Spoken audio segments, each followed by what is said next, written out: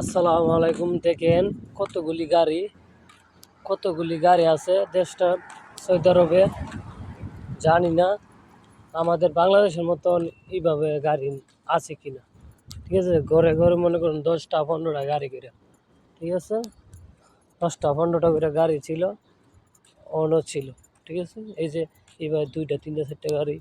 আর এইভাবে আমি জানি না, এইভাবে আমাদের বাংলাদেশে শুধু গাড়ি থাকে রাস্তায়, কি কি করব?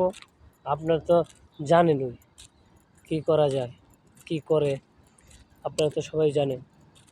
ঠিক আছে, এইভাবে যদি গাড়ি থাকে আমাদের দেশে, কত কিছু যে করলো, হ্যাঁ, কত কিছু করলো আমাদের দেশে যদি এইভাবে গাড়ি থাকতো। ব্যাটারি লেগে গেল গা, নাহলে চাক্কার ফার্ম লেগে গেল, নাহলে চাক্কা লেগে গেল গা, এই 2টা থেকে একটা উইল সবাই 2টা